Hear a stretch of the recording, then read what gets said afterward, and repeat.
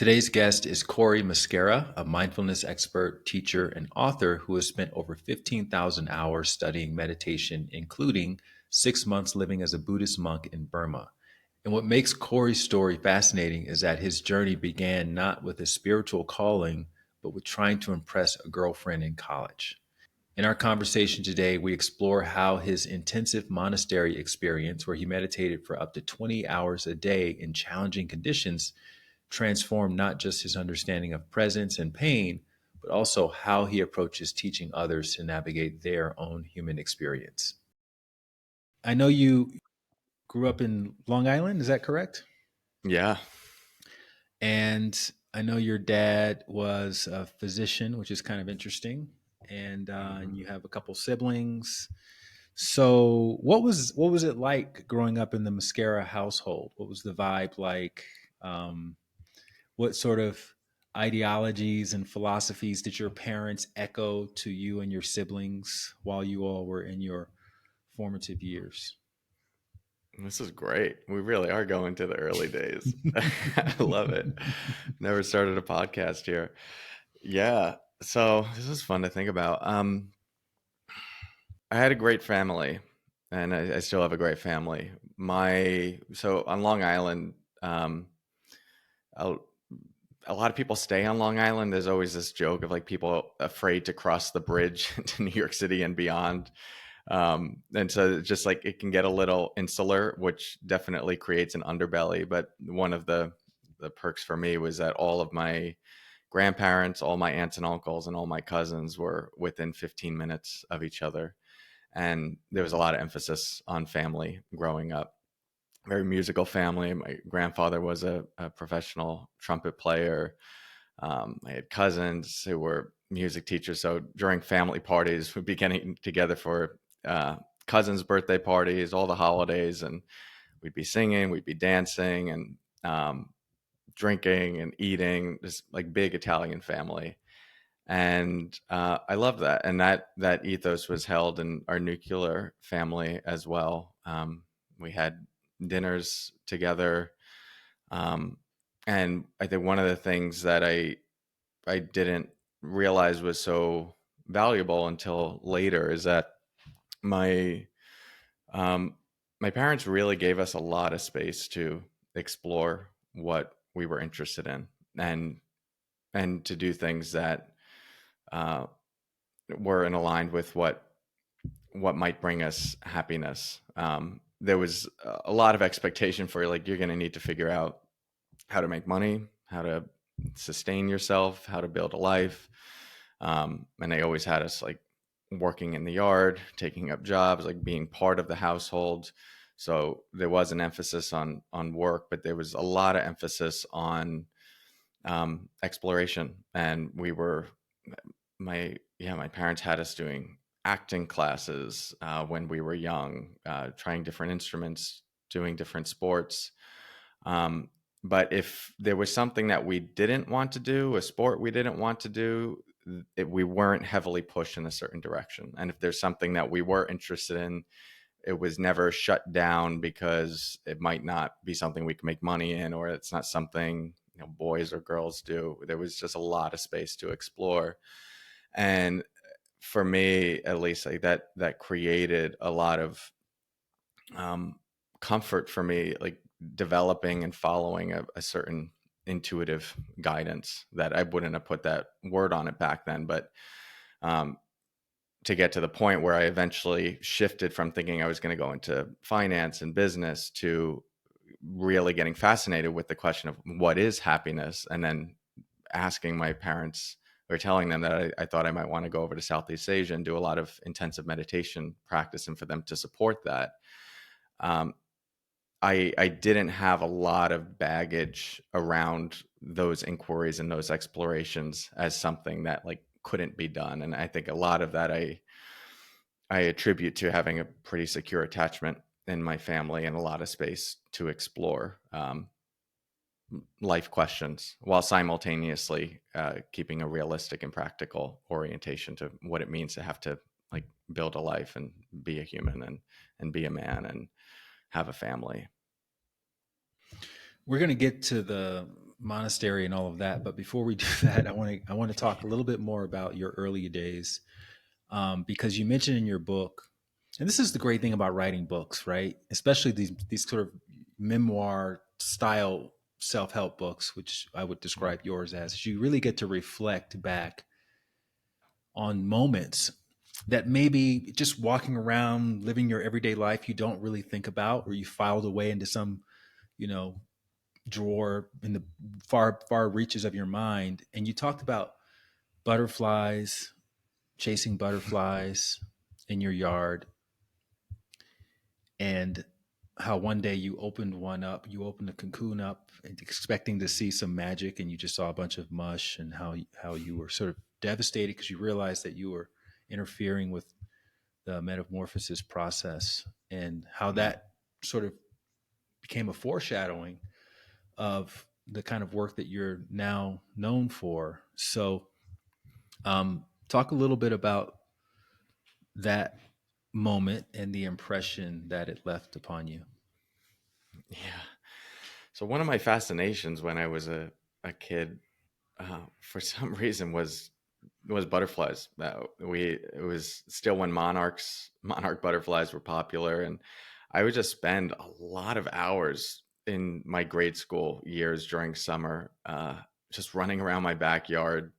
We had this big, like 20-foot crab net that my dad used to use on a bridge on Long Island with my grandpa to catch crabs. And I took this thing out of the garage and I'd be catching butterflies with it all day long. And I'd put them in this little Toys R Us tent. And at the end of the day, I would lay down in it and just let them fly around me. And then I'd let them all go. And then I would recruit neighbors, the other kids on the block, to help me catch as many as possible. And yeah, and then I started raising them and breeding them. There was just some interesting, some fascination with this creature.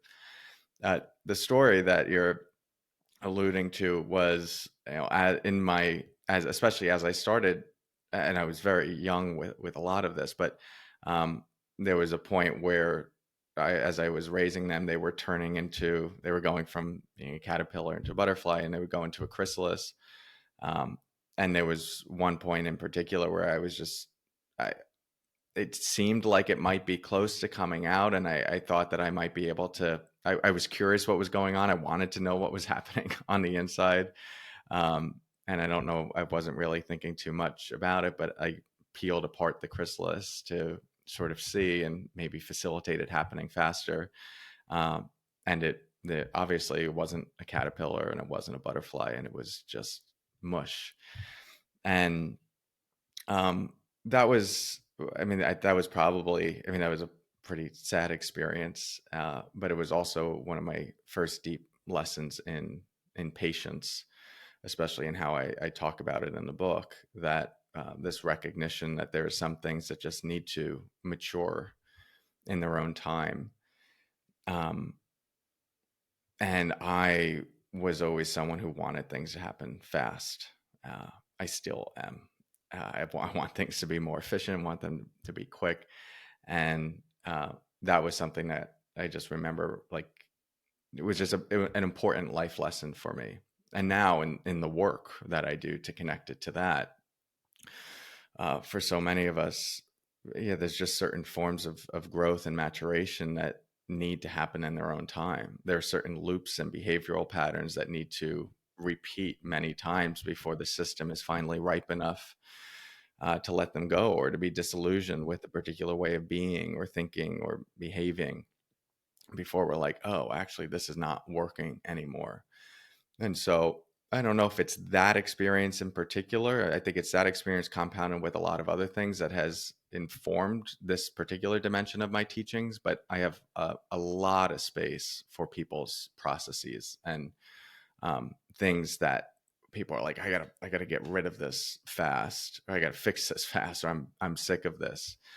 And it's just like, yeah, I get that. And there's probably still a reason it's happening. And let's like give that some space to breathe. Let's understand what's going on beneath the surface that is causing one foot to be pressing on the gas and another foot to be pressing on the brake. And then the one thing I continue to find is like trying to push through that process without really letting presence and curiosity permeate the whole system to see where there are these subconscious hooks and snags. You can maybe get things going in a certain direction, but you do it in a way that ends up disconnecting you from other parts of yourself, or you have to loop back around to pick up the parts of you that were left behind in trying to like reach a goal that your mind was oriented to, but the rest of your system wasn't yet ready for. So, yeah, in service of wholeness and being able to exist in a moment where you can really relax into yourself. Sometimes that process can be slower. Sometimes that caterpillar is still like taking a lot of time to mature, to really like become a full like new being. And that is just an incredibly frustrating, or can be a very frustrating period and process in our growth journey. But without that patience, uh, we never get one or the other. We're no longer what we were before. We no longer like fully get where we're going. We're kind of just in this in between place. And that's where, like, if you allow some space and you let there be a sincerity and a curiosity that continues motivating you forward without pushing things prematurely, there's an organic growth that like happens in alignment and in accordance with uh, the pace of your system and what it's ready for. Hey, so a lot of you all have been reaching out with your guest suggestions. And look, I appreciate it. I do. And to help make it easier for those guests to say yes to my invitation, I need you to subscribe to this channel. Just hit the subscribe button below, and that's literally the best way to help me get you that guest on my podcast. All right. Thank you so much for helping out, and back to the show. So, you obviously saw your dad going to work, and you had your own ideas about work, what that means as you were a teenager and starting to approach college. I know you were like an economics major or something like that. But Yeah. before you got to college, um, what was your idea of success? Were you thinking you'd want to be something like your dad or something different from your dad because of whatever you saw or didn't see? Yeah. I saw my dad work a lot. My dad built a really nice life for us along with my mom.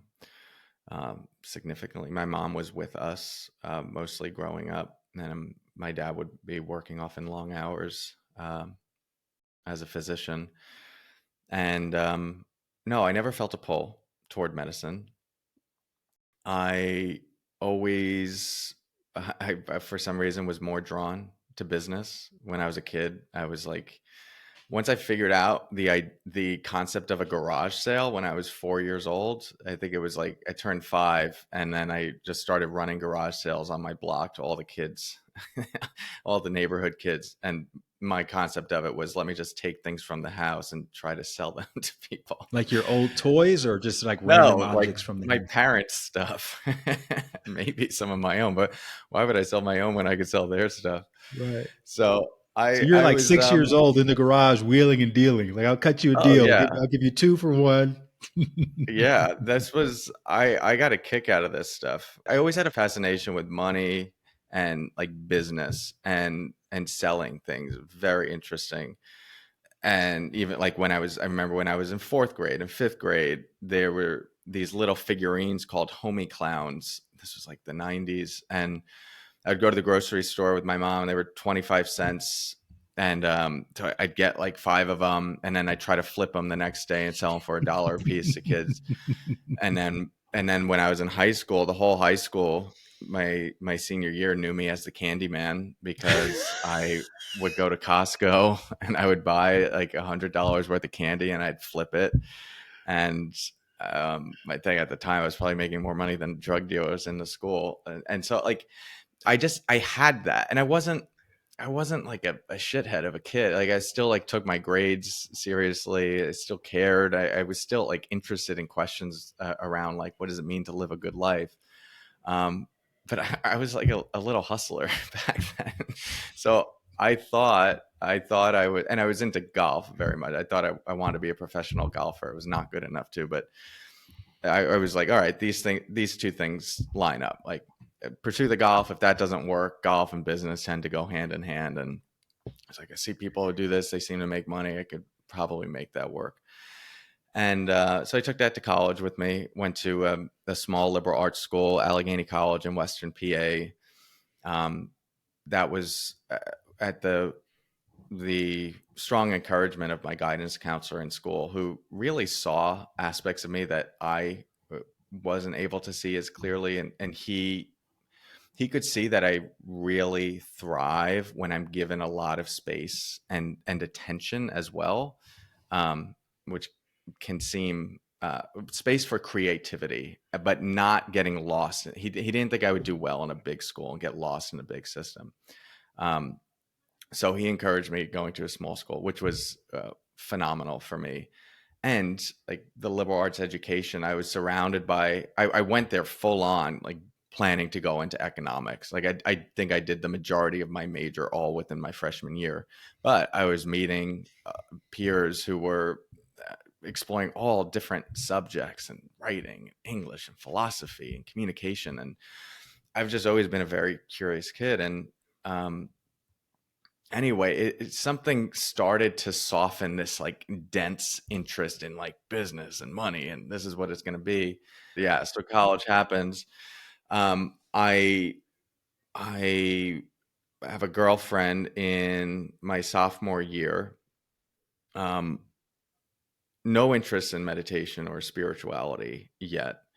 And this girlfriend of mine was more, she was a little bit more on the hippie side. She was very earthy. She did a lot of volunteer work. Like I considered her like a very good person, and I could feel her heart. And in a way that like I didn't feel like I had nurtured some of those sides of myself yet. And so she was inviting me into like exploring aspects of myself that I was curious about. And it was her that got me into meditation, not because she told me to, but because I wanted her to think I was cool, which is how my book starts. I started meditating to impress a girl. So this was the girl. And then a couple weeks after that, she broke up with me. And it wasn't because of the meditation. It was just, there were other things going on. So we were together for a year. But that was a serious relationship for me. And it was really hard, that breakup. But the meditation was the only thing giving me relief at that point in time. And so I got fascinated with what was going on. I got fascinated that there was a way to relate to my thoughts and my emotions and my pains that was actually shifting how much I was suffering. And simultaneously, we took this trip to the New York Stock Exchange with the economics department and met with this bigwig hedge fund manager. And everyone said, like, this is where you want to get, this is who you want to be. This is, what success looks like. And guy gave a talk, and I just like, I felt completely lifeless by the end of it. And I just had the thought, like, I don't know what I want to do with my life, but I know for sure I do not want to end up like this guy. Hmm. And that's not a massive statement about finance, because I know lots of people in that space who are happy. But it was for me the first time that I could see that, like, oh, just because I go in that direction and just because maybe I could make a lot of money or do something like that does not necessarily mean I'm going to be happy. And that just like troubled me into this deep conversation with my 21-year-old soul. And it was like, well, if that's not what you want, then what is it that you want? And everything kept reducing to, like, it seems like at the heart of all of this that you're pursuing is just like, you want to be fulfilled, you want to be happy. And whether that's like, you think it's going to be money that gets you there, or having like a good relationship or kids or whatever, but it's like all reducing to that thing.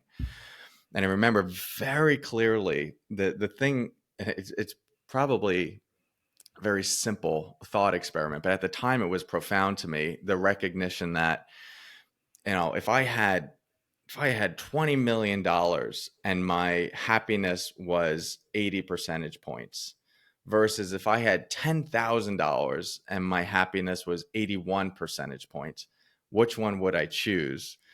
And the response was like the 81 percentage points, because at the end of the day, the only reason I think I want this much money, this extra money, is because it would make me happier. But what if it didn't? And I Mhm. was just seeing, it's having my feet held to the fire in that inquiry. And um and you can get into all this philosophical stuff around, like, you have more money, you could give it away to more people, yada yada yada, but all of that still is like getting factored into the idea of like what actually gives you happiness, having more purpose, sharing with other people. So that was the thing that I was like, I don't actually know what the root of this is.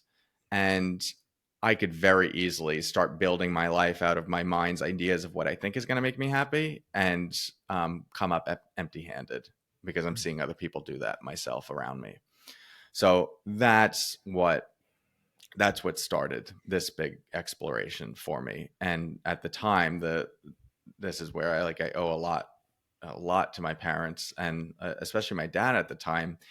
He was getting disillusioned with a lot of the direction that healthcare was going in. He was getting frustrated with it. Electronic medical records had just come online, and he used to spend a lot more time talking one-on-one with his patients. That was one of the things my dad's patients always said about him, was like how much they appreciated him listening to them and hearing their story. And he would come home, and it was always all anonymous, but he would just share like the stories of the people that he was interacting with. And he loved that. Like he always said he should have been more of a psychologist, um, than a physician in that way, because that's what he lived for. And just things were shifting and becoming, um, just much more business oriented in healthcare. And anyway, he just got interested in like what's actually at the root of behavior change. How do we actually help people become healthier? And so he started doing self-study at Duke Integrated Medicine in health coaching, and that introduced him to mindfulness, to positive psychology. And so when I came home and I said, I don't think I want to go into finance anymore, and I said I've been really interested in this question around like what is well-being, it was just very serendipitous that he was also exploring that on a deep level and had resources to share with me. And it didn't freak him out terribly as a father, just like, oh, my son's gonna like go into the woods and think about happiness all day long, and not know that the world doesn't work like that and you got to make money. Like he was seeing that, okay, this is a beautiful inquiry, and there's also something shifting right now in culture where people are getting interested in this. Healthcare is getting more interested in it. There's connections between well-being and reductions in stress, and that being connected to reductions in chronic disease. So there was support there. And the first leg of my journey was more of an orientation, thinking that I was going to pursue these things like mindfulness and then work more within a hospital system or a healthcare system. Um, I quickly realized I didn't want to do that. It felt too confining, but that became the big shift. And then, type A personality, Cory, that just does everything 110%, says, you're meditating, it's going well. Why don't you just go shave your head and live in a monastery and do this all day long? And so that's what I did in 2012 after I graduated college. I did a deep dive in a monastery in Burma. Who were And Michelle and Greg who encouraged you to do that, and how did you come oh, across them? wow. Good research. So Michelle McDonald and Greg Sharp, they were two teachers that I had at a silent retreat, a 7-day loving kindness silent retreat back in 2011, I believe it was. And I went there with my dad. Actually, it was my first silent retreat, his first silent retreat at Insight Meditation Society in Barre, Massachusetts. And I mostly found the retreat boring. I was just like, I don't know this. I was doing, I was doing that retreat as a prerequisite, to get my mindfulness-based stress reduction certification, which was, to be able to teach mindfulness. And they told you in order to get certified, you had to go on two 7-day silent retreats. So you did one with Um, your brother and one with your dad? so the one I did with my brother and my mom, that was a 5-day Okay. mindfulness retreat. It wasn't silent. That was like part of the MBSR training, and then this was one of the silent prerequisites. And you broke And down crying in one of them, right? At the end, in front of everybody? yeah, yeah, yeah. So the first retreat I went on was with my brother and my mom in the summer of 2011, and that retreat really cracked me open. It because I was 21.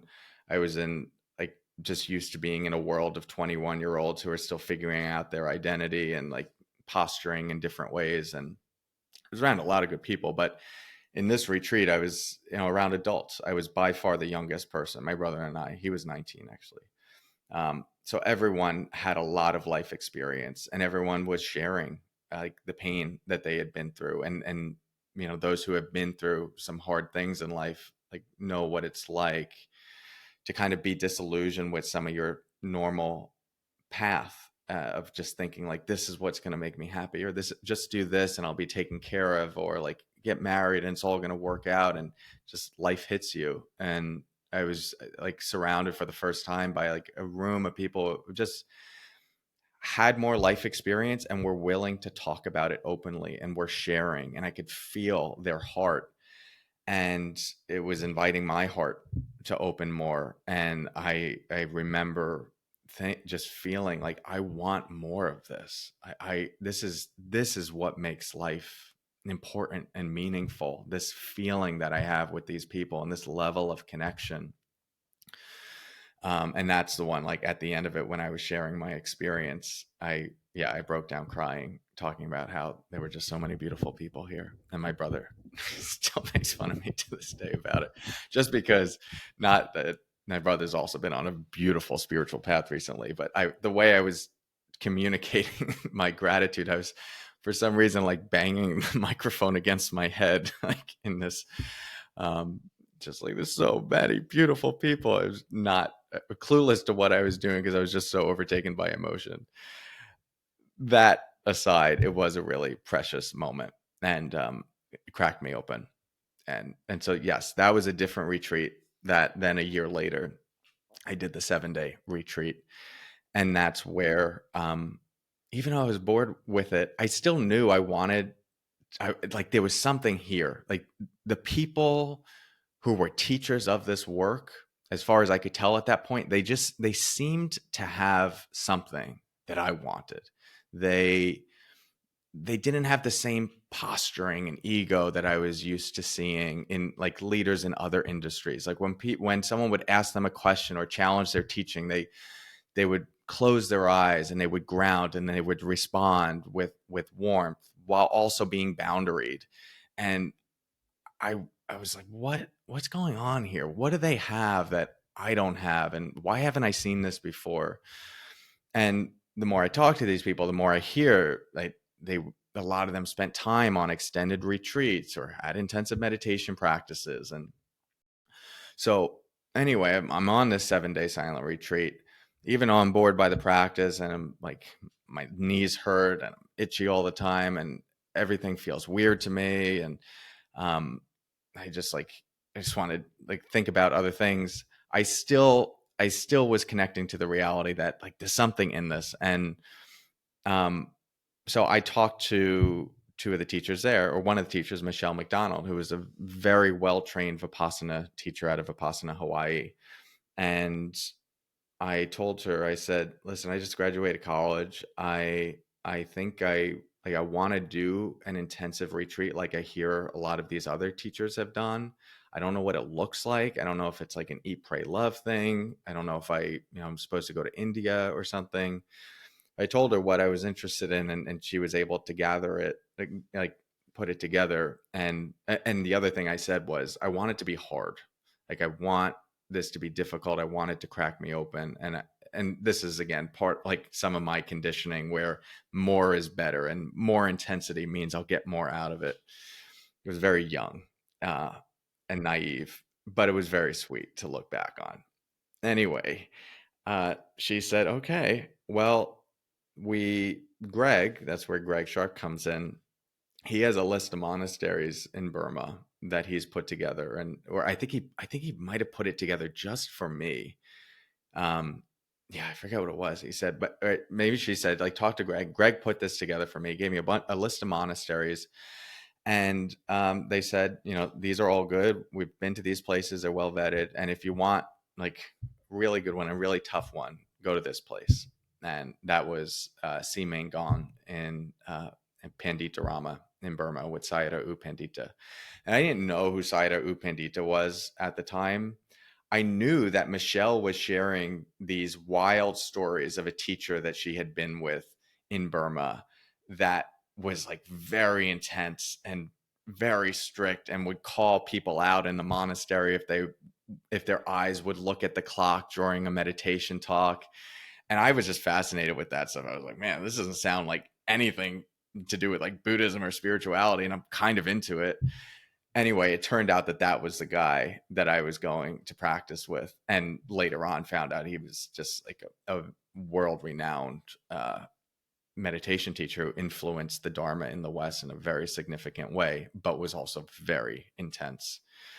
And yeah, 3 months later, I was on a plane to Burma with a meditation visa for that retreat. So give A us lot. the Instagram versus reality comparison, like what you thought it was going to be like based on stories and what it was actually like. Yeah. It's interesting because a lot of how I thought it was going to be, it was that.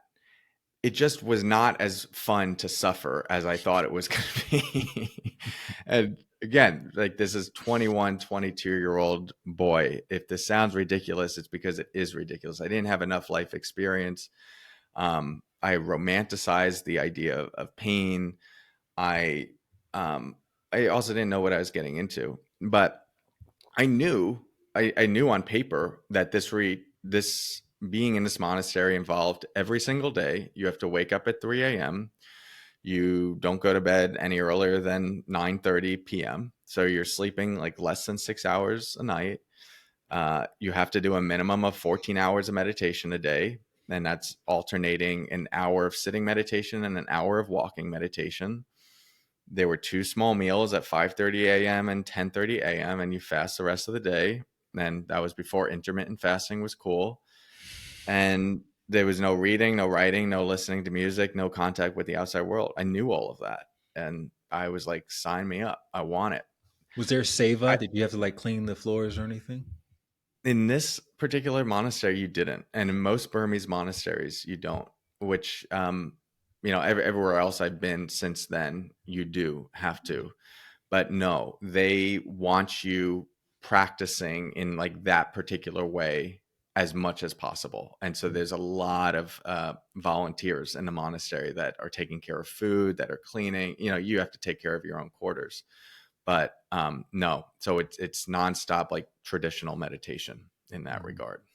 And Yeah. so you talk a little bit about primary pain versus secondary pain, because it Hmm. sounded like after the first week or so, you legit didn't think you could make it the whole Yeah. time, and you were I was seriously out. considering like getting out of there.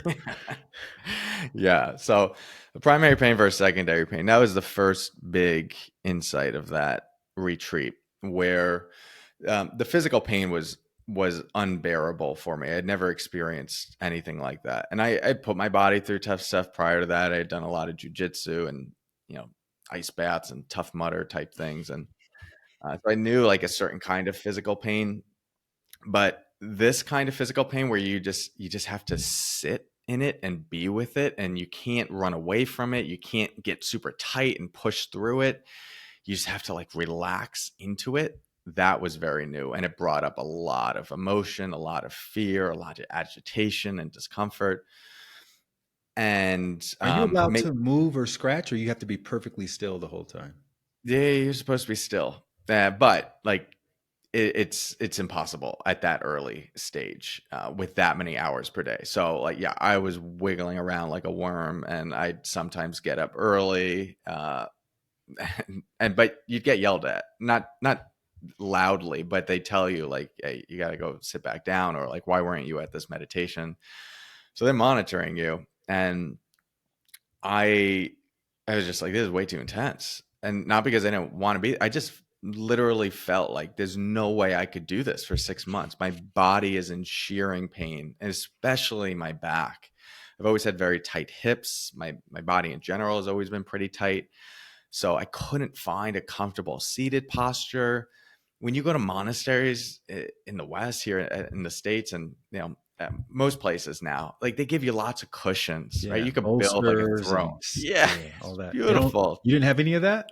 No, they just like they have these bamboo mats, and then they have these really thin foam mats that again are like the same size as the mattress you're sleeping on, which is so thin you could squeeze them between your fingers and feel the bone on the other side. So like I was bundling that stuff up with my laundry line that I brought, like trying to make little bolsters for myself.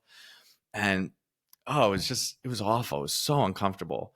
So I couldn't get comfortable. And in addition to that, like that's my life. Like it's not like 1 hour a day where I'm not comfortable. It's like all day long I'm dealing with that posture. And then I'm not eating a lot. It's hot. There's no air conditioning. The fans are on, but they go out 30 times a day because the electricity is going off 30 times a day. There's mosquitoes, there's spiders the size of my hand. Like just the whole thing. Like I romanticized it and I liked it for a certain reason, but like the reality of it was, it's like, yeah, this sucks. There's a reason people don't like suffering and being in pain. I don't want to do it either. So I thought I was gonna maybe go to like Thich Nhat Hanh's monastery in France, Plum Village, because that seems really sweet and kind. But there's something about, I've experienced this in a lot of different ways. Like when you know you can get out of something or when you're going to leave something, it makes so much of the suffering comes from feeling like I'm going to have to endure this for a long period of time. So that like sixth or seventh day when I was in there, when I was strongly considering and planning to go to the front desk and just see like what my options were to bail, um, like knowing that I was going to leave, just or like there was like a strong possibility of it, it just softened my system. It's like, all right, like let's just sit in this minute. We have an hour before we go there. Let's just see what it's like to really give ourselves over to this. Just be really present with it. And the thing that I was able to see when there was enough spaciousness to actually pay attention with curiosity was that, yeah, there was a significant amount of physical pain that was coming up that I couldn't control. But what I would also notice were thoughts that would come up directly after the pain. And those thoughts would be, this is terrible. You have to get out of here. There's no way you're going to be able to do this for 6 months. Nobody else looks like they're struggling as much as you are. Why is your body so messed up? And then those thoughts would trigger emotions: anger, fear, jealousy of other people, frustration, doubt. And then the most interesting thing was that those emotions were actually making the physical pain worse. And so that created this insidious mental loop where physical pain I couldn't do anything about. But it was not just that, it was triggering and it was compounding itself through the thoughts and the emotions. And that's where like I was paying attention enough to the teachings and I had enough I wasn't totally clueless. I was like, oh, maybe this is what they're talking about when they say like just be present with experience. And that maybe I'm not actually being, I think I'm being present. Because if anyone were to ask me, are you being present? I'd be like, yeah, what are you talking? All day long, I'm focusing on this pain. But really, what I was doing was ruminating about the pain and resenting being there. And the And past and that's, the future and all these things.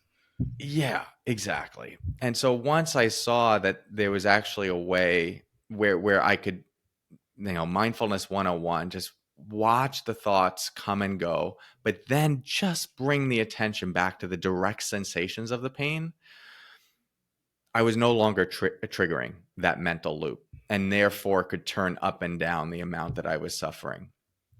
That was the thing, the insight and the tool that allowed me to keep going, because now I actually felt like I had some influence over the suffering that I was enduring, and things really opened up after that. And the body also gets used to sitting for long periods of time, and so the pain itself starts to decrease. But having that tool, and so that's the distinction between primary and secondary. Primary pain is that pain of life that we often can't do anything about. And it might be physical pain that arises for reasons that we're not aware of. It could be, this is like the pain, the loss of a loved one, the job loss, life, get the rug getting pulled out from beneath you. There are just certain things that happen in the human condition that you don't ask for, and they're inherently painful. The secondary pain is the story that we cake on top of it, and then the subsequent emotions that are related to that story. And seeing that clearly really illuminated for me how much of my life was kind of influenced by that, like secondary, yeah, whether something was good or bad was heavily influenced by the thoughts that I was caking on top of it, and that there was huge, profound liberation potential if I could find a way to see those thoughts for exactly what they are, not necessarily reality, but just like mental flickering moving through my experience. And it took some time to get better and better at that, but that really illuminated just how much possibility there is to create ease in our experience, even when there's like a tremendous amount of pain externally. And it also wasn't the Mhm. entire solution, meaning like my mind then thought that was the whole thing, just like find pure liberation here internally and f- figure out just how to rest in awareness constantly and not get caught up in the story of your life. Turns out that it's like pretty hard to build a life in the real world without that, because like you're human and you're Mhm. like living in a pain Mhm. pleasure continuum, and the structure and the value system and the higher, like it has certain parameters and ways of organizing itself. So if you just like if you just try to anchor onto the perch of awareness and like pretend like nothing is wrong, well, then you're never going to have like difficult conversations that you need to have with your partner. You're not going to take action to change the world around you. um, so there was a lot of maturing that had to happen from that particular insight, but it was still profoundly liberating for me. When you got to the end, you actually wrote, you said in the last month of your retreat, you were able to spend 20 hours a day alone in a dark room with mosquitoes, 100 plus degree heat, which is like my personal worst nightmare. That's my words, not yours. Meditating in total bliss. So once you got to the other side of it, was there anything about the experience that you thought to yourself, I'm really going to miss this? Or were you just so happy and relieved that you made it through the Mm. torture of it? Mm. No, by that point, things shifted tremendously, and there were a handful of moments where I not only wanted to stay longer, but thought about maybe committing my life uh, to this way of living. It was hard to leave. I was ready from the perspective of like I could feel the excitement to go home. I had a bunch of $50,000 worth of college loans that I had to tend to. So there were some real world realities that were pulling me back. Um, Mhm. but the place that I got my attention and my concentration and my equanimity to was profound. I've still never dwelled as deeply in that ability to be with the fluctuations of experience with total balance and ease. It's a profoundly beautiful mind state to be in, and so yeah, I wasn't really oriented anymore to like the torture of it. I was truly like dwelling in the bliss of big mind, of a spacious mind that is not caught in the delusions of like taking itself so personally and taking thoughts so personally. And I could see clearly the impermanent nature of experience, and I'd been watching it on a granular level for however many hours, and my mind just softened and opened and was able to um, hold experience in a beautiful way. So How no, much I would you was in say that profound. that is related to the environment that you were in, the 100-degree heat, the mosquitoes, and all that? Like, let's do a run the thought experiment. Let's say you were in a Four Seasons hotel and you were still meditating 14 hours a day with all the cushions you needed and everything. Do you think you still would be at that place at the end of it, or do you think there's something about the pain of it that kind of accelerates your growth?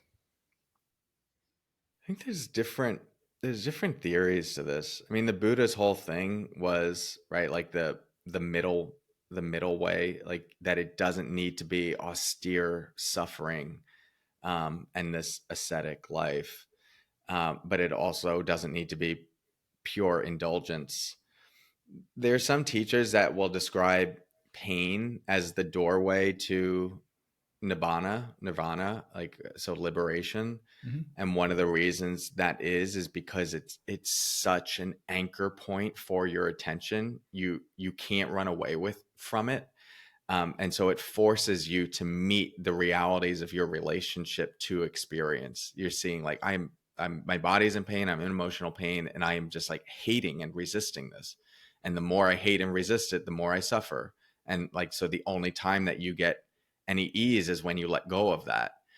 If things are relatively cushy, like at the Four Seasons and you go to the hot tub, whatever, you can still practice in those conditions and develop significant wisdom. But I think it can be slower if you're not seeing how the usual way of relating to experience is still like, if you're getting the external world is giving you the feedback of comfort just because it's matching the blueprint of your mind, then you never work to challenge the blueprint of your mind to relate differently to external conditions. And this is one of the gifts of pain in life, but only if it's also like accompanied with enough support that you can like do some of the work to open and soften. Otherwise, then you're just like in trauma. But yes, uh, I think yeah, the mosquitoes and the pain and all of that, and those first 3 months that were super hard forced me to soften to get through it. I'm actually smiling because I was recalling something that I heard Chris Rock say in a comedy special where he talked about Nelson Mandela spending 27 years in jail, working a rock quarry for many of those years, staying in this little, this little, basically a hole with nothing to sleep on, just the hardest existence one could imagine. And then when he gets released from jail, after 6 months of being back with his wife, they get a divorce. And his point was marriage and relationships are so hard that even if you go through the hardest kind of existence there is, it still doesn't prepare you for relationships. And That I is can so totally good. relate to I that. love that.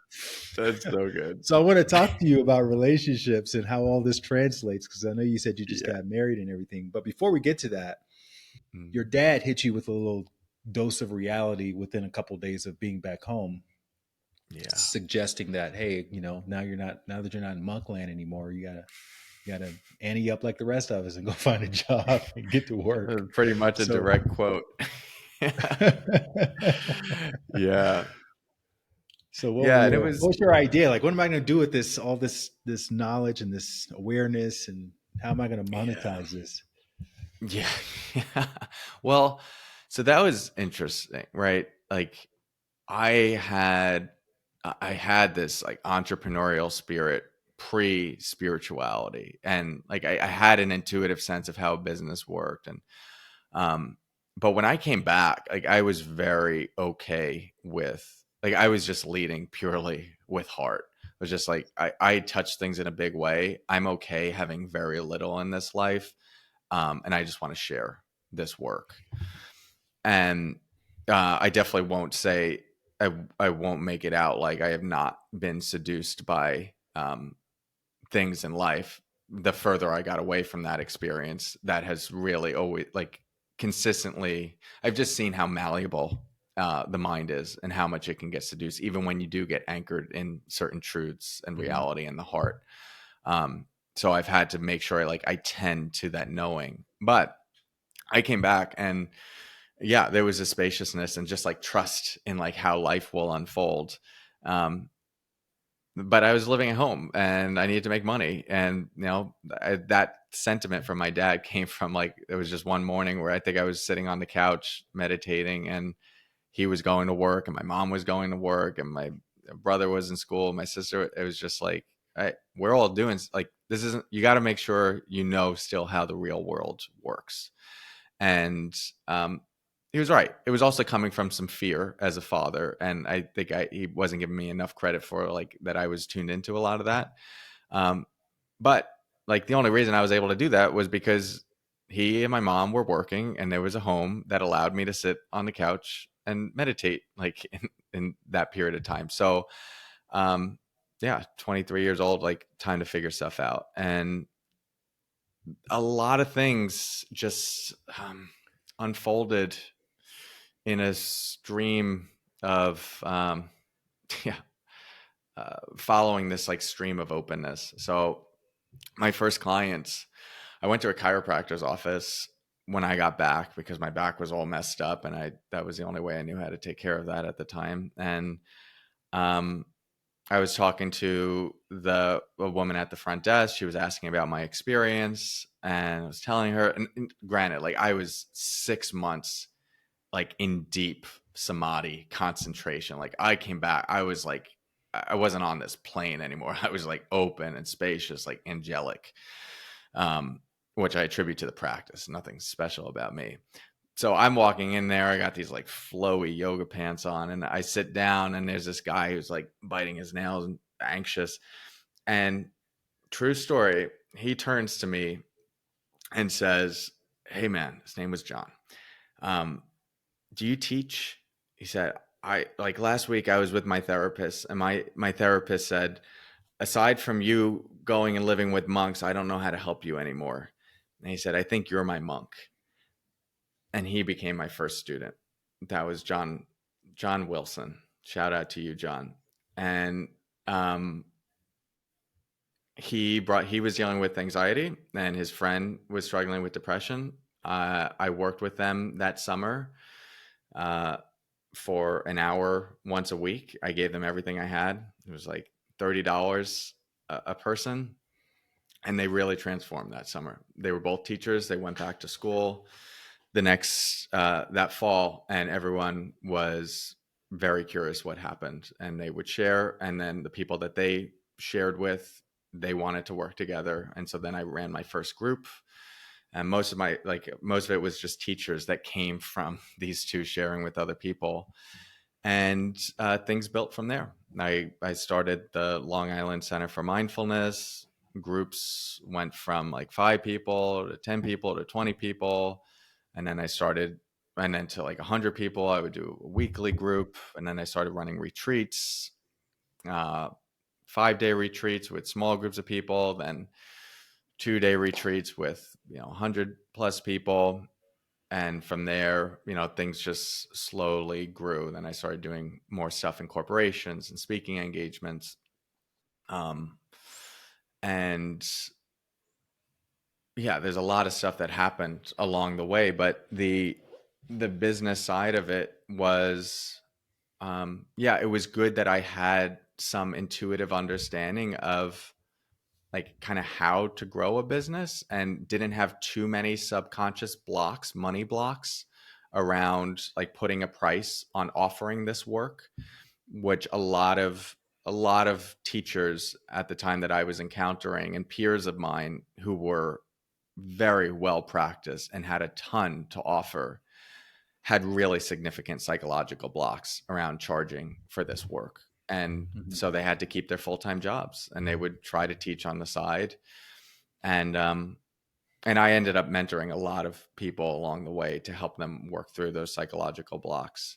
But it is a tension that you have to hold, like this. And I think this is changing pretty It's significantly, all the but I had to, garage sale, man. Everything is yeah, just a garage sale. That's what it is. Doesn't matter what you're doing. It's all a version of the garage it's, sale. it's all garage now. But I had to deal with, you inevitably will encounter the feedback from people just like, oh, this guy like peddling peace, whatever the social media comments are. Just people are going to have their ideas, and that can really like cause people to shut down and think that they shouldn't be charging for this work. We could get into all of that if we wanted, but the main thing is that there was a desire to teach, and there was also a desire to make a living and to take care of myself, and to be able to do this more and more and more. And that intention really helped things grow. And I just kept following my nose along the way. And a lot of fortuitous things along the way, and a lot of difficult things to get to this point. So when you finish this program in Burma, as a part of the graduation, do you have to take a vow to only teach this particular style, or did you kind of make up your own Corey version of this style, or what sort of spiritual traditions did you feel um, most attached to or obligated to, if any? I'm just curious. Yeah. Yeah. So the, Because that the could be a big block for people sometimes. Like I have to do this, or that's not going to work. If I try to do yeah. anything else, they're not going to have the same effect that I've had. And so there's that kind of pressure in addition to the financial stuff that can bring a lot of unnecessary baggage to a relationship, a teacher Yeah. student relationship. I'd be curious to hear your thoughts on that as well and what you've encountered. Because yeah, I felt that for sure. This wasn't like a set 6-month program. They're just like a monastery. You can come in for as long as you want and leave whenever you want. And so there's no like leaving ceremony. It's basically like, all right, good luck to you. Bow. Thank you for being here. It's more precious and sweet than that. But it's like, yeah, we gave you teachings, and they're not like necessarily a transmission of now like go off and teach this particular tradition. So I never considered myself a Dharma teacher or a teacher of Buddhism. I didn't want to. I felt that there was a different kind of obligation to that. Like those who were teaching maybe 3-month retreats or like really adhering to Dharma teachings. Um, and this is where like some people would perceive conflict of just like, oh, so you're gonna like take aspects of the Dharma and then you're gonna like make money because it's convenient and you're gonna integrate all these other things.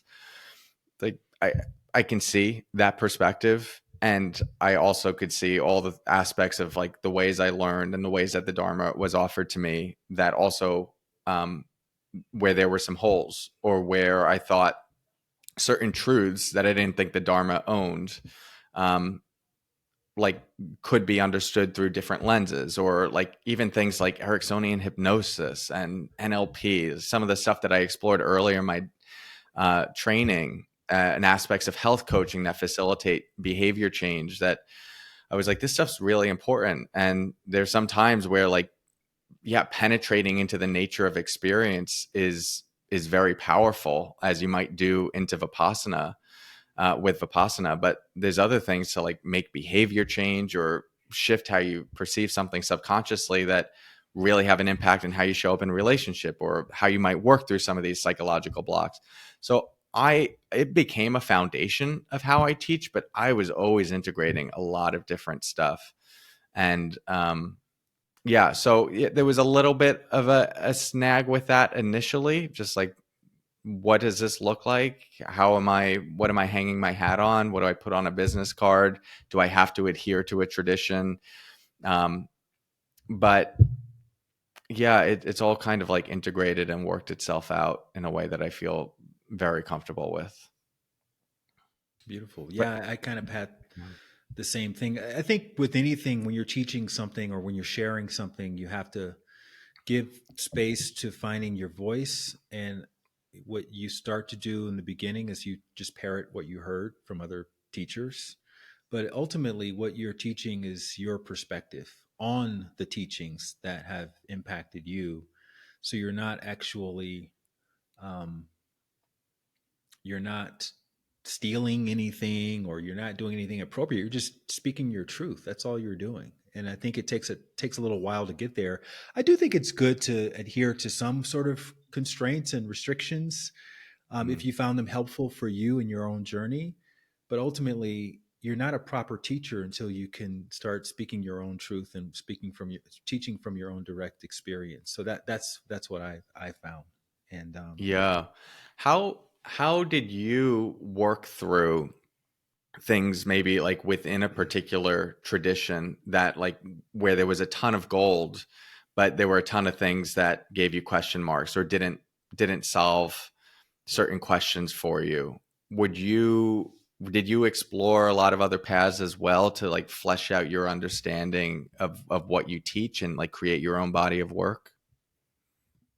I did a lot of things, man. Back in the 90s and the early 2000s, I was trying everything. And then I ultimately stumbled upon transcendental meditation without realizing that there was transcendental meditation. And that's what I felt called to practice and to ultimately teach. under the name Mhm. Vedic meditation because I wasn't directly affiliated with the TM organization. And the guy that taught me used to be a TM teacher, so he got all the accusations. I can't believe you're leaving us and you're still teaching this, and you got to call it something else. So kind of the origin of me learning this thing was from someone who'd done the same thing. And I still, whenever I teach Vedic meditation, I still teach it pretty much in the way that I learned it. Um, but I also just when I'm talking about things in public and outside of that container, I just speak to my own experience. And so I kind of have Mm. these two separate hats. I have the sort of light Watkins hat, which is what I wrote my book, Bliss More, Mhm. from, based on a lot of the principles that I connected with in that other teaching, the Vedic meditation teaching. And then I have the Vedic meditation hat. So when I'm wearing that hat, I'm just teaching that specific style of meditation, which is kind of like I've equated it to, I say meditation is a lot like sports. It's a generic word, and there are many different iterations of it. So if someone says, "Do you want to go play sports?" Obviously, ping pong is very different from contact football. So you gotta, and each one has its own rules, and those rules help you to achieve the outcome that that particular sport was designed to achieve. So Mm. when I'm teaching football, I'm not going to give it basketball rules. I'm going to stick to the football rules because I just think it's more enjoyable that way. And when I'm playing basketball, then we stick to the basketball rules. So a lot of times I tell people who I teach, you'll hear me say things about meditation that may not be what I taught you, but that's because that's for this specific style of meditation. And when I'm out just speaking and writing, I'm speaking to the general market. So I'm just giving basic general advice. But and Mm. someone may say, like, come teach us breath work. It's like I don't teach breath work. There are people Yeah. out there, all they do is study breath work. You should go learn with one of them. And I think, to your earlier point about peddling spiritual knowledge, people don't realize how in depth one studies in all of these different variations of the spiritual practices, and you're not really paying for the knowledge, you're paying for the time of a teacher who spent, you know 10,000 hours studying this stuff. And it's not enough just to study it, right? There are a lot of people who are very studied at it, but they can't teach their way out of a paper bag. And then you have Yeah. people like yourself who are very gifted teachers, and you could teach anything. You just happen to be Mm. teaching this because that's what you're most passionate about. But if you had to teach fly fishing, I'm sure you would do beautiful animations, and you would do, you'd write a great book on fly fishing, and you'd have all these, we'd be talking about fly fishing right now. But you are teaching meditation because that's what you're passionate about, and that's what you connect with the most. And that's the thing. Teaching is a skill, and there's not a Mm. lot of people who can excel at that skill. And the one great way to find out if someone is a good teacher is ask them for directions. Hmm. Because That's great. someone who's not a great teacher is going to make all kinds of assumptions that you know how Yeah, to right. read, that you have good sense of direction. And someone who's a great teacher doesn't make any of those assumptions. And they can kind of That's great. simplify the process for you and tell you how to get there, even Mm. if you can't do anything. They can Mm. they'll know how to get you there from A to B. That's a cool point. I think, like, even as I reflect on where I've resonated with people as a teacher, especially early on, I was just, I was like kind of an annoying student in the sense of, like, I just had so many questions. And um I, I still remember, like, when learning loving kindness, I would just ask all the questions, like, how is this relevant for someone who's like Right. struggling to eat every day, or like struggling to put food on the table? Just like, how are you going to tell them to like send loving? So I just like worked through all of those edges from this very skeptical New York, Long Island Italian ego structure of mine. And I think it just helped make things, every time that I would teach, I would be filtering, like teaching through endless filters of, like, someone might say this, someone might think this, someone might think this. And I used to live, like, when I first started doing my speaking engagements in schools, I just loved like it was usually the gym teachers who were sitting in the back with their arms crossed, like standing next to the door, waiting for their time to leave. Like I would be teaching everyone, but my goal was to get that person to like uncross their arms and just be like, oh, all right, maybe there's something here for me. So The best yeah, teachers yeah. are the biggest skeptics. And I love that saying, the teacher is the most interested student in the room. Mm. I had an experience when I was doing my teacher training where I was asking a lot of those questions, and and if you dig deep enough, eventually you're going to come across some bullshit, right? You're like, this is bullshit. They just completely made this up. This is not. There's no way you can verify this. Yeah. And I was very disappointed, and I was almost like, I don't know if I can do this in good in tech and in my good in integrity. And then I realized something. It's all bullshit.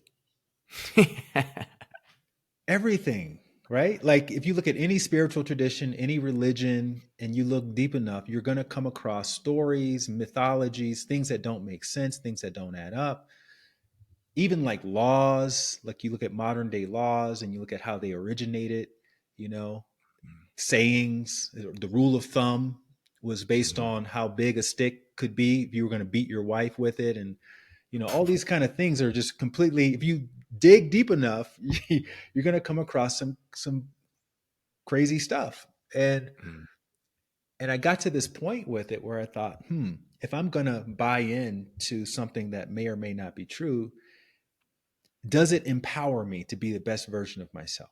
And that's really the only criteria, right? So then you can sort of curate what it is that you believe based on what empowers you. And this is one of the things that I always tell people today that I work with is, don't believe anything I'm saying, base everything off your own direct experience. And then once you have your direct experience, if I say something that resonates because it empowers you, that's something maybe you want to look at incorporating into your day-to-day life. Otherwise, if you don't find it particularly useful, then discard it. Don't worry about it. Yeah, that's beautiful. I think we've had similar explorations on that front, and like those, the seeing how much bullshit is in everything, I find is really important for softening some of the, like the dense parameters we put around ourselves, around like, especially with teaching, like what's okay to teach and what's not okay to teach. And it's helping me remember like what some of those shifts were for me, psychological shifts along my teaching journey. Even things like when I first got into mindfulness based stress reduction, there was such an emphasis on you have to meditate every single day. And I was just like, all right, cool. That's like, makes sense. If you're going to be a practitioner, like you should be meditating every day. And then like I met a teacher that I really respect, and I worked one-on-one with them, and they told me like they didn't have a, a strict sitting meditation practice for like over a year. They're just like they've been exploring something else and it's looked different. And I was like, whoa, mind blown. So maybe like there's different ways to explore and be deeply connected to something like a spiritual inquiry without it having to look like that. And there's just so many different things like that that happened along the way that allowed me to see where like, oh, each tradition that has its ideas, there's not necessarily like an underbelly to it, although there is a lot for a lot of these, but there's different ways to interpret and different ways to relate to it. And that has, I think, really become now the foundation of how I teach. I'm following a particular thread of how to live my life in this world in a way that's like open, connected, and loving and free. And every time I hit a roadblock with how that's going, I look to what resources do I have to understand, like, oh, I don't have enough. Where else can I find a way to work with this? Whether that's through me figuring out my own way of doing it or pulling from another tradition. And I have huge respect for people who adhere to certain traditions. Like we need those people. I'm actually concerned with certain traditions within Buddhism and like certain like Theravada traditions that like our generation and my generation, like I'm curious who's going to uphold those in a very deep way. So I huge value and respect for people who maintain lineage. it is just also very clear it's not my karma and not my dharma to be doing that. Like, I am very much someone who looks at a lot of different things, filters them through my own system, tries to live it all deeply, and then I share what I learn. And then, if people want to learn from that space, they come, and that's just like how I teach. Hey, really quickly, if you like this content or if you don't like it, let me know down in the comments, because your likes and comments are going to help me learn what you want more of. And then that way I can keep bringing you the good stuff. All right. Thanks so much for your feedback, and back to the show. So your book talks a lot about presence. You got what I would consider to be an unconventional idea of presence. Let's talk a little bit about that. Yeah. Well, In fact, you wanted to call your book Deep Presence, which I yeah. love. Yeah, When thanks. I I see know. "Stop Missing Your Life," it sounds like a So publisher mean. a Yeah. publisher said, "We don't want to do whatever you want to do. We're going to do this because we want to make it so we want to make the benefits so clear to the audience." It just looks like one of those kind of hackish sort of publisher titles that the author Wow. doesn't like at first. And this is my experience with Bliss More. I literally Yeah. turned in the manuscript. They said, "We're going to call it Bliss More." I said, "I didn't use the word bliss one time in the whole Oh, dude, manuscript." no way. This So I is had to so great. go I should. back and add in, because they were not trying to hear what I wanted to call the book. I don't even remember what I want to Yeah. call it now, but I remember being so just disappointed, man, with the whole process of having these titles and the cover design kind of pushed down my throat, and then Yeah. having to sort of acquiesce. And I heard you say in a podcast interview that that same thing happened to you, and you kind of warmed to the idea. But it is about deep presence. When I actually read the book, I was like, oh, that makes sense. Deep presence.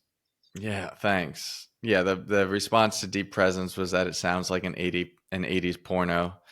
That could be a And good thing. I was like, you know From the what? garage sale perspective, that's not a bad thing. Sex sells. I know. It's funny you say that about your title, though, because I would, when I saw your title, I was curious how you felt about it. And so, and this was like 5 years ago whenever I saw it for the first time. So it's so interesting to come full circle with this. Clouds, is that Yeah. that's original to you guys to put clouds on a meditation book? I know. Jesus And when I Christ, read the man. content though, like I was like, oh no, there's depth here. Like he knows what he's talking about. And then when I followed your work more and found you on social media, I was like, oh no, like there's like this guy's plugged in.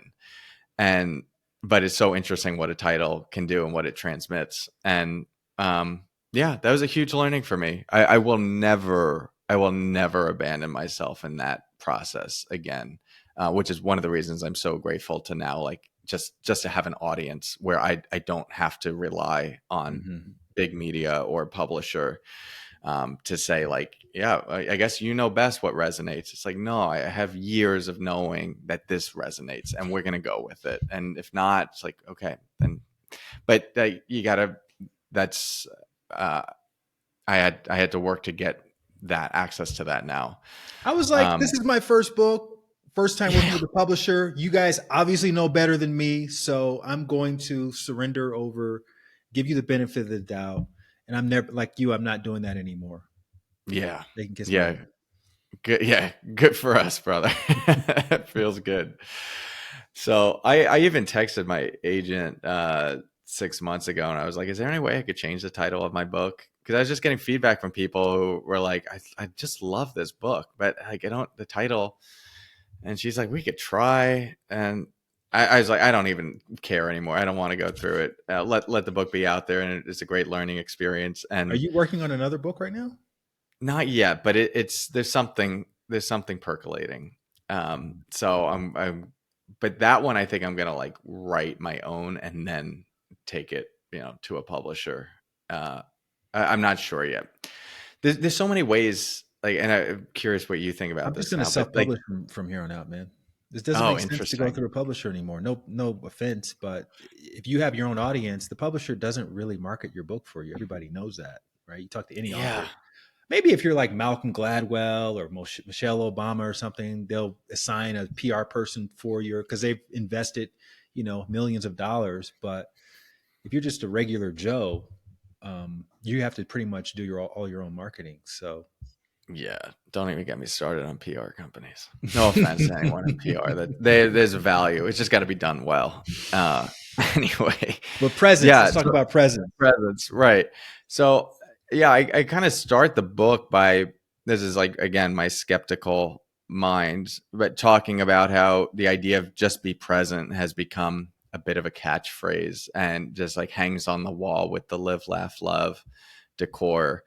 And that the more I had done the work of trying to be present, the more I was like, whoa, this is a huge thing. It's not as simple as even just be aware. Like that's one aspect Or of just be like, happy. Just choose or just, happy. yeah, right. Yeah. And like you put just before it and you're already like setting someone up for failure. And so I became really curious with the inquiry of like, what does it mean to soften enough that you're actually able to receive the fullness of a moment and also to be able to offer the fullness of yourself to a moment. And that like there's just so many barriers to that. There's so many traumas, there's so many learnings about like it's not okay to be me, I have to people please. And a lot of people just use mindfulness and like the short idea, the catchphrase version of presence. I think there were a lot of people that I was encountering that were like performing being present. And they were like being Yeah, we present call it on top. Say again? mood making in our I meditation community. People who are Mood pretending to making. be spiritual, yeah, and present Yeah. and mindful, and they're like walking slow and talking slow, but you could tell that Oh, it's not embodied. right. Yeah. It makes me vomit. And I've always felt that way ever since I came into this, where I just like, I could, and I also, well, to that point, like I definitely, um, fell victim to that for like the first year of some of my. I remember someone in college asking me if they could talk to my ex-girlfriend or like ask her out, and I said something like, "Yeah, no problem." And he was like, "You sure? Like you don't seem mad?" And I literally said, "Yeah, like I don't get mad anymore ever since I started meditating." It was just such bullshit. I I was did just the same thing, suppressing. man, and had a hard.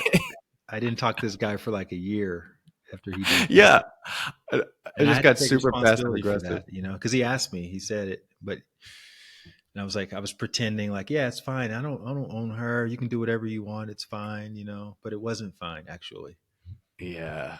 It, it took a while for me to integrate the like when something's not fine and how do you deal with like the realities of things that are like still activating and how do you weave that into this like trying to actually be balanced and open with experience.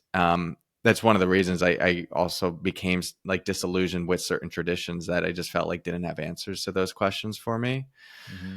Um, but anyway, yeah. So like that performative, I just felt like the idea of presence was really being performed by a lot of people, and you couldn't feel it in their body, and they were just like saying the right things and acting like they're very aware or like forcing eye contact, but you could feel how much stuff wasn't being touched, how the presence was kind of like bending itself around certain traumas and pains, and you're just like living in a small faction of yourself. So the book was an invitation to like explore the depth of that and the depth of yourself and the different layers of yourself. And for there, more than anything, I think actually the main title I wanted the book to be was Permission to Be Human. Mm.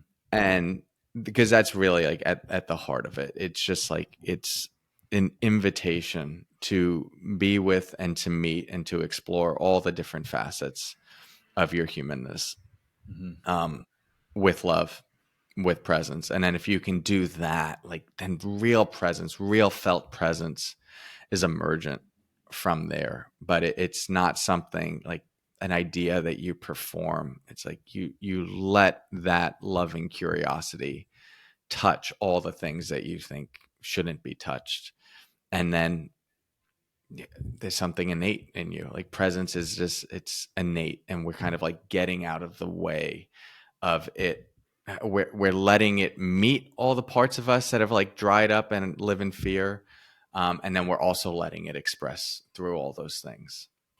So, how does that translate to relationships? I'm always curious to hear what other people who are very sort of studied and practiced in these spiritual concepts, how it translates to real world day to day. Because for me, relationships are kind of like the equalizer, right? Doesn't matter Yeah. how evolved you are, you're going to be attracted to the very person that just kind of knows how to get in there and find those areas that are still kind of unhealed or they're still kind of raw. And and I often wonder if someone has been at a monastery for years and years and years and they get into a relationship, is there something that being in that monastery exposes them to that translates, or do you have to be in a relationship to learn how to be in a relationship? Like Oh, what are yeah. your thoughts on all of this? I think we both know the answer to that one. But I don't know. I don't know how you learn. I don't know how you learn relationship without being in relationship. And I think the more you think you're gonna learn about relationship by not being in relationship, the more you do a disservice to actually being, because it takes serious humility. And I think I just came uh, a little too high on my like my monastic perch, coming into some like this different relationships, but especially this one.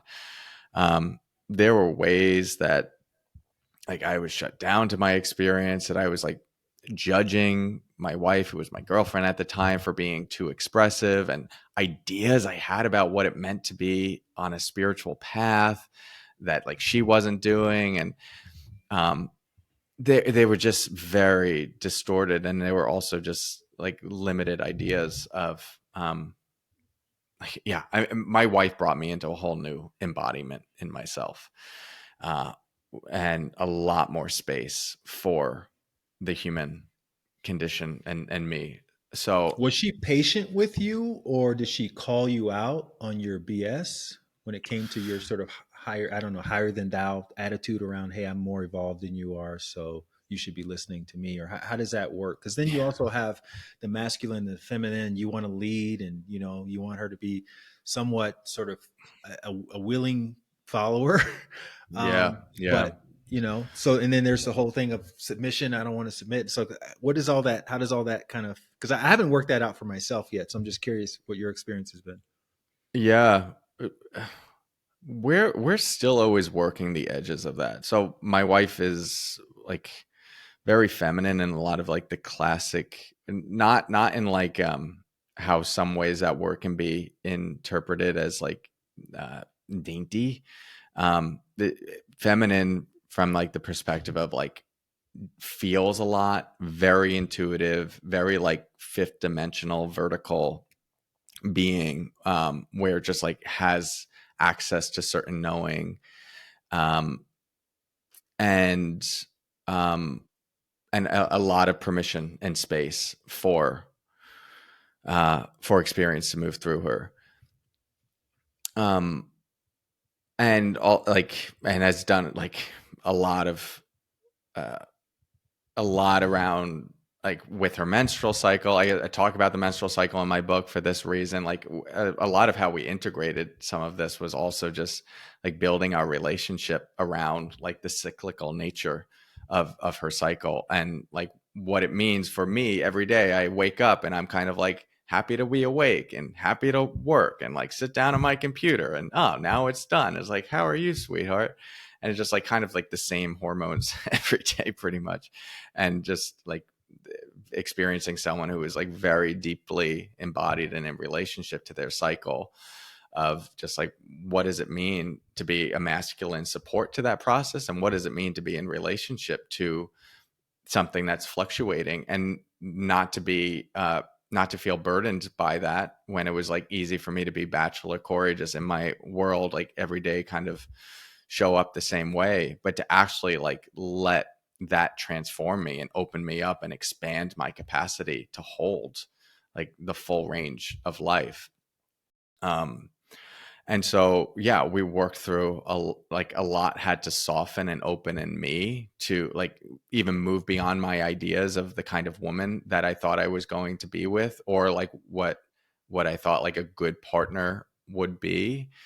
Um, and I'm like so glad that I expanded beyond those ideas, because like there's a richness here and there's a range here in our relationship that is really deep and beautiful. But we had to I mean, my wife's also 7 years older than me. So I came into the relationship at 27. She was 34.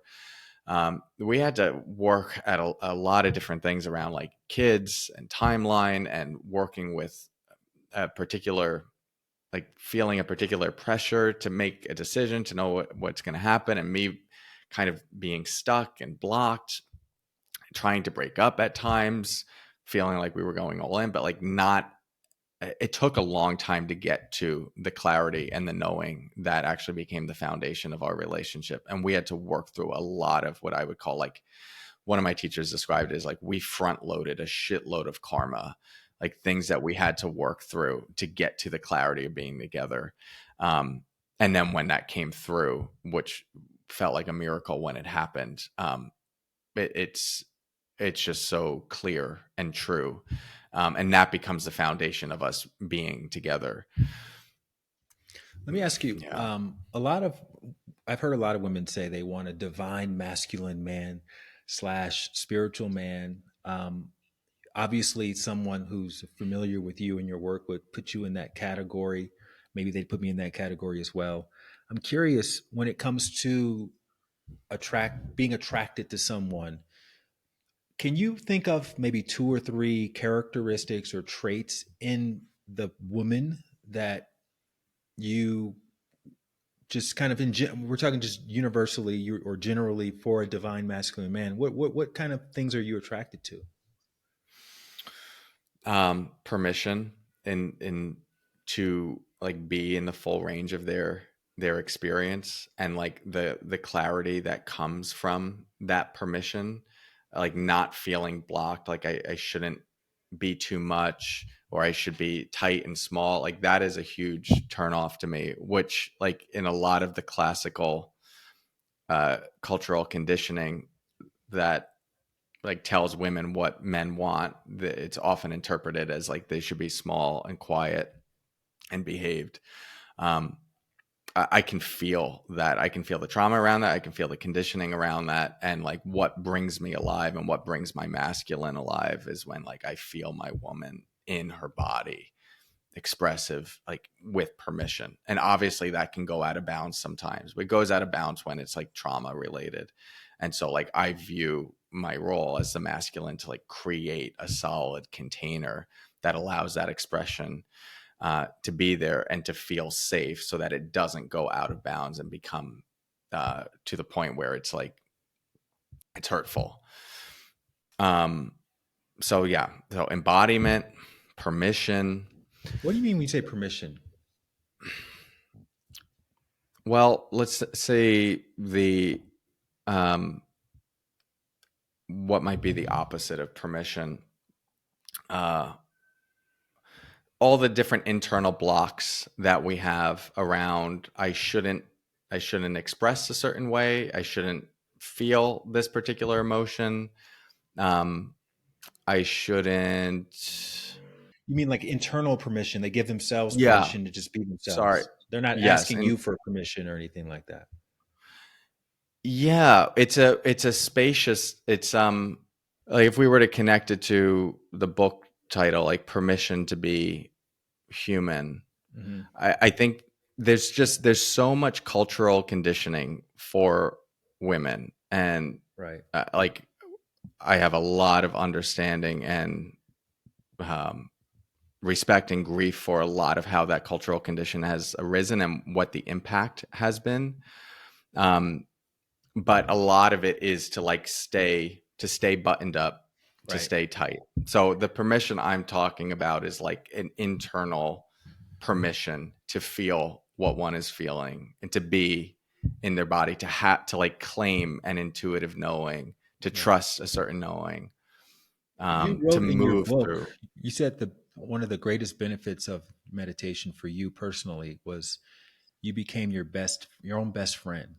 And that's what I'm Yeah. hearing when you say permission in that context is someone who's their own best friend, someone who's just comfortable being themselves and they're not trying Yeah. to perform in the way that they think you want them to be, because that's very superficial and thin, but someone who's genuinely embodied within themselves and who wants to share that the best parts of themselves with you. Yeah. And I think sometimes that can be heard and people can interpret like the sterilized version of that, like the nice packaged up version of that. And I'm talking about like someone who also has space to go into their dark corners. Like that they have permission to feel like the full range of their experience. And not every person wants this. And not well, I think like the masculine in its energetic essence does crave this kind of aliveness. But yeah, like you're not going to get like a super simple basic um relationship from this place when you're like asking for this level of permission. But it's the same thing that I have for myself. Like I want to know like my shadow and the corners of myself that are hard to go into. And I want that, and that's what like Brianna brings to herself and is constantly exploring. And like I like feeling that life and someone who has that range and See, someone this who's brings not us to an scared of interesting area themselves. because I I want people to be themselves, but this is probably one of the reasons why I have such difficult times in relationships. It's because I'm a stickler for responsibility and being Hmm. self-aware. Like, yeah, you're in your shadow, but don't project it onto me as if it's me that's creating this. Like, take some responsibility.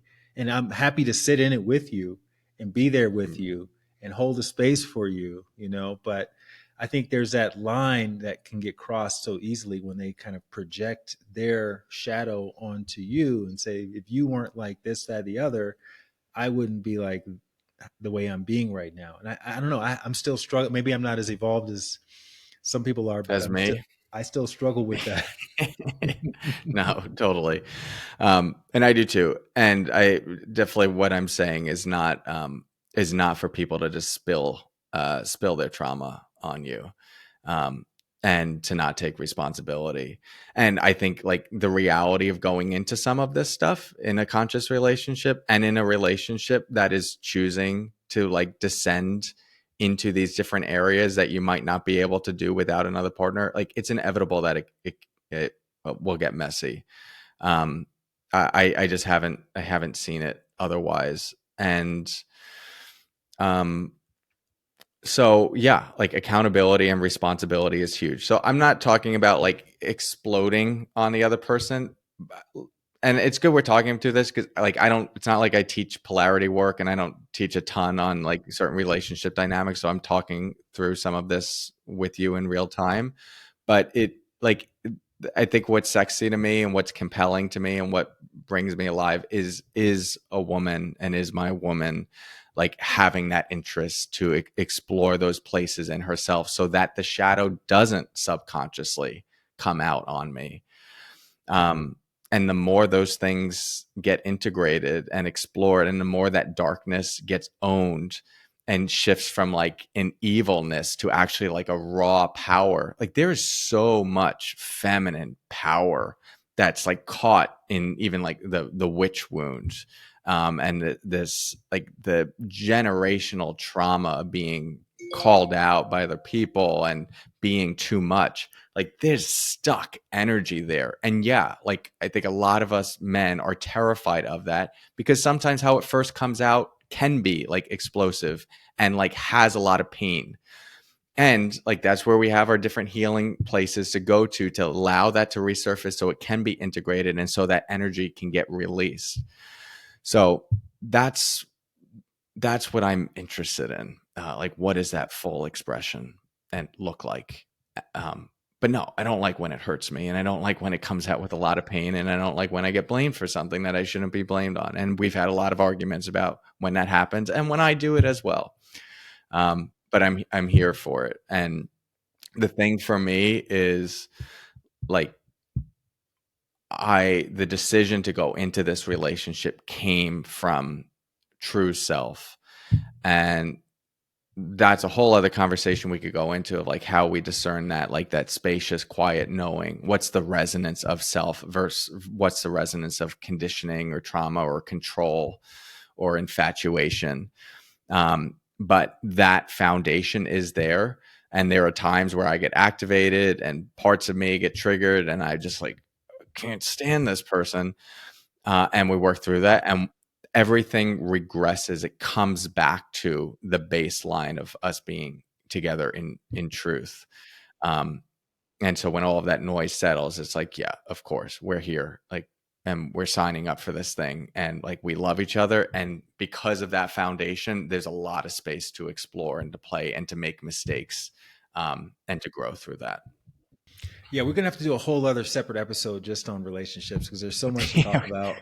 And when I bring people back, that's where we really go deep into just topical issues and things that people are experiencing on a day to day basis. I like to cover the backstory on the first time together. So, sorry, folks, for not exploring more. It's not that I don't have questions or I don't want to, but I have one more question for you about how you present yourself today, which is you've got almost 1 million followers on Instagram, and you're just this mindfulness meditation guy. How does that work? How does that happen? What was the inflection point? Was it organic? Was there one thing you or two things you posted that really sort of got traction and exploded? And I also want to talk about these animations that I'm just absolutely obsessed with. Yeah, thanks. So you mean more from like the creator business side, how things Yeah. kind of became Yeah, what yeah. they became? I mean, you're Yeah, posting and we're all posting. We all want well to post. think that what we're posting is so important and so relevant that 1 million people are going to want to follow us, but that's not what's happening most of the time. But for some people, it happens. And I'm just Yeah. curious. I'm sure a lot of other people are curious. What happened? How did it work? Well, 0 to 10K happened over 4 years. So that was 2016 to 2020, just like slowly just building, sharing. My first post ever was me going for a walk, writing something in an Apple notepad, feeling Mhm. like, all right, this is a decent idea, screenshotting it and uploading it. That became my first series called Coffee with Cory.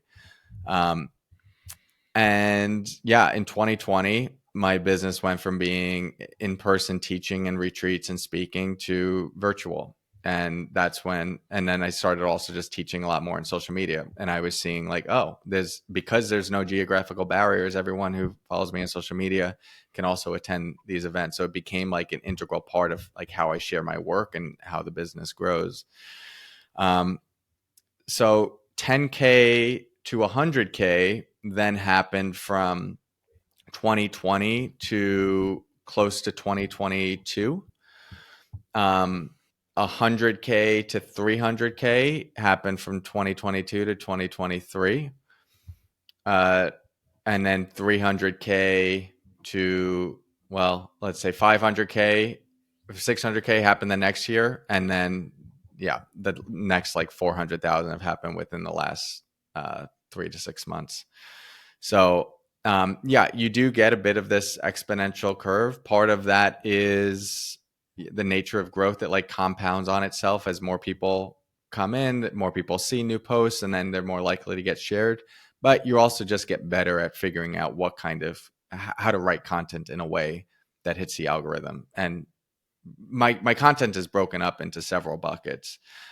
There's minimal depth, maximum exposure, and those are things like the animations that you see or short punchy posts where like one I have that says the universe asking you, are you ready to do the thing you know you need to do, or would you prefer 50 more of the same loops, hoping that this time it might be different? And then it's like, me, I'll take the loops.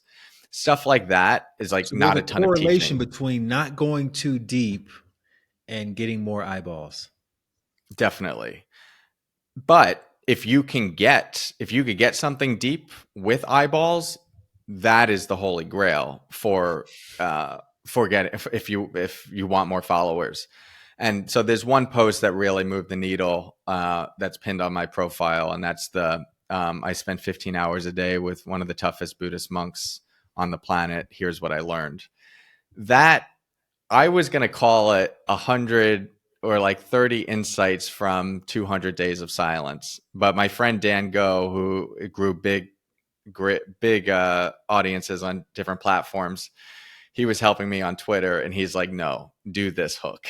And so that hook I have to give to him. And I think that's the reason that post blew up. So that got a ton of views, and that I got like a couple 100,000 followers from that post. So the things that move the needle, prior to that post, I had never gotten more than like 500 followers in a day, which is like still a ton. But I think a lot of people see big accounts like this and assume like it must be thousands a day. Like I was just like trudging along, like 50 Right. followers a day, 100 followers a day, like 300 was a big day. But just like I enjoyed the process. I like sharing. I like growing, and it was What was working your well. cadence? Were you every day posting one thing or?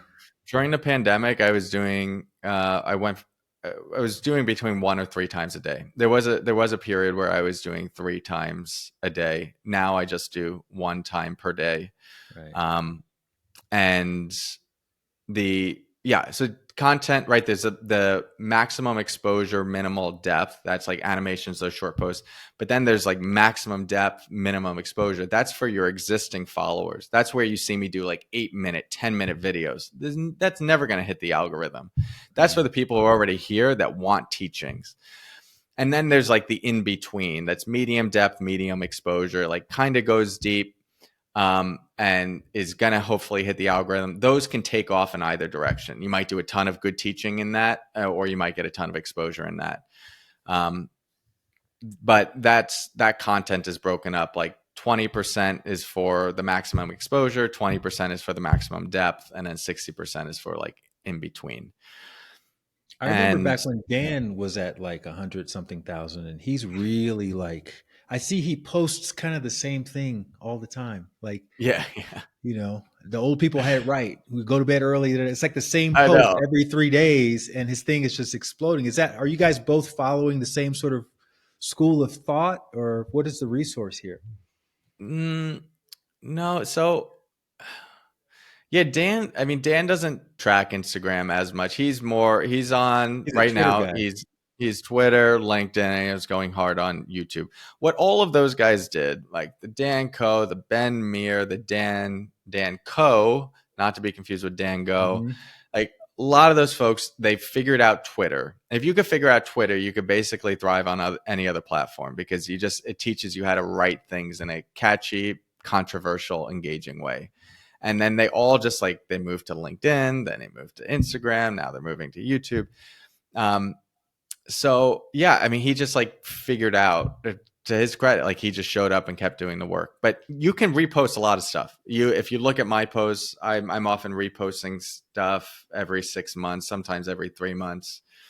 But I like what's happened more in like recent months is something's shifting, and I'm really just like plugging a lot more into the teacher role. Like just my I'm a teacher first. I'm a practitioner, then I'm a teacher, then I'm a content creator. And I think for a while during the pandemic, it was just really wonderful. Like content creation is fun, growing a following is fun, and then making a business around it is fun.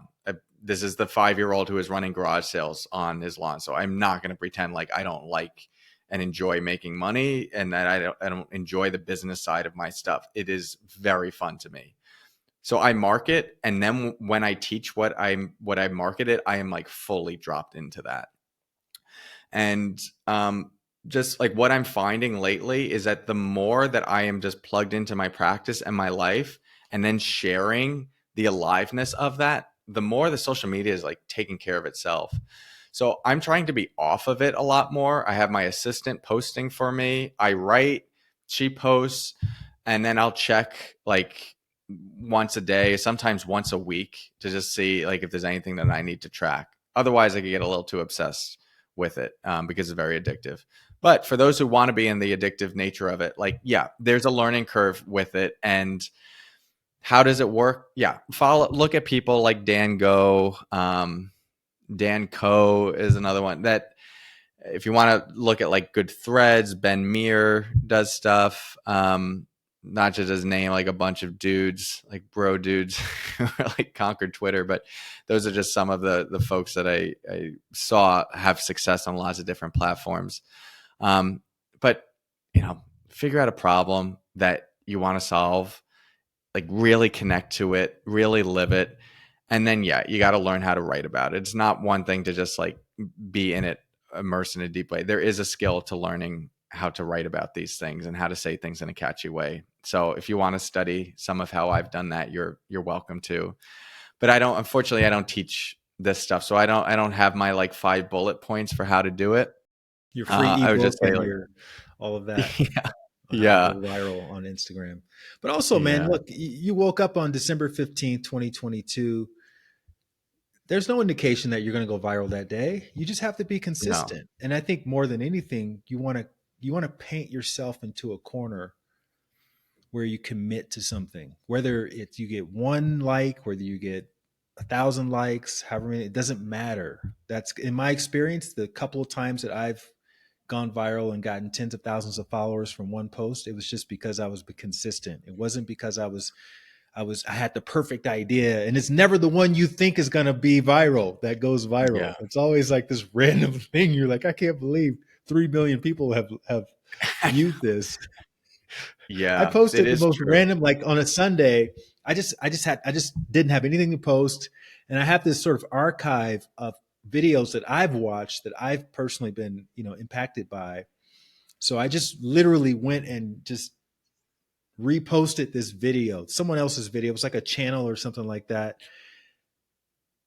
And that thing ended up getting that's my most popular post to date. It's No got way. 3 or 4 million views. It's crazy. And got That's like awesome. 40,000 followers in 2 days off of that. But Oh, you just wow. never know. You just got to be consistent. That's the thing. And also to remember, like you can do a lot.